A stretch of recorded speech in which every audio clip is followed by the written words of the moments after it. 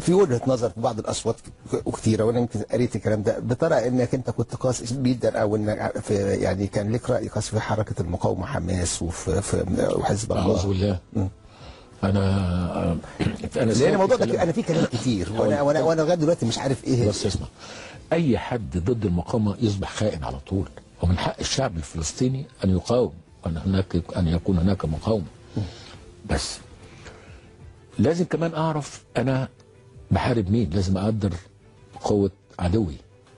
يعني ال ال ال ال الاسرائيليين لما بيضربوا بقسوه ومفيش ضمير. فكانت النتيجه ان انا لازم لما اجي احارب ابقى اعمل حمايه للشعب كمان. اما قاوم يعني لما اجي اقاوم اعمل حمايه للشعب، للناس العزل. اسرائيل دخلت غزه، دغدغت غزه 1500 قتيل، غير الناس اللي مش لاقيه اماكن تلجأ اليها. انت مش شفت الناس بتجري في الشوارع مش عارفه تروح فين؟ شفت الشباب البنت لا ده في مدرسه، ده مش جيش الدفاع، ده جيش العار الاسرائيلي. واخد بال حضرتك؟ انا كمقاومه لازم اعمل حسابي لده، لازم اكون عامل حمايه لشعبي كمان. انا صعب عليا الناس المدنيين اللي هم عزة من السلاح، فلازم يبقى ليا تكنيك اخر، بحيث ان انا مش عشان ابعت صاروخين 3 معمولين كده في ورش ولا في بتاع او اتعرض للهلاك ده وللضرب ده، والعالم بيطنش يا ابراهيم. انت شفت الاستعداد دلوقتي محمد البحبوحي في تونس الحدود؟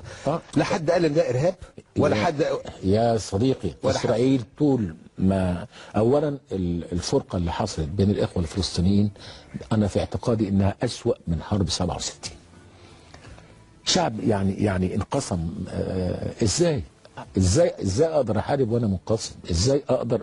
وليه ما اكونش واحده؟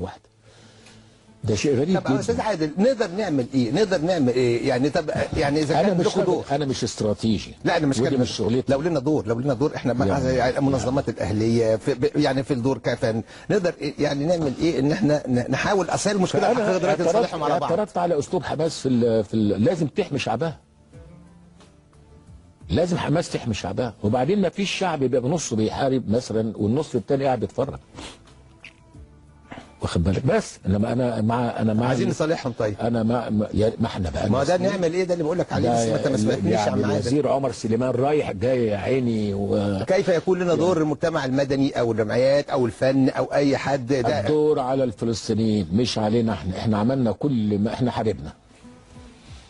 احنا من سنة 67 بعد النكسة بعدها بشهر كنا في حرب الاستنزاف، وكنا بنروح ناخد أسرى من إسرائيل لغاية 67 في عصر الرئيس السادات. حاربنا الحرب 73، حاربنا حرب أكتوبر. وللأسف أن بعض الناس زايدت على حرب أكتوبر. لا، بعض الجهات زايدوا على حرب أكتوبر. حرب أكتوبر دي حرب مقدسة بالنسبة للمصريين وبالنسبة للعرب كلهم، واحنا خدنا أرضنا، كان جيش لجيش.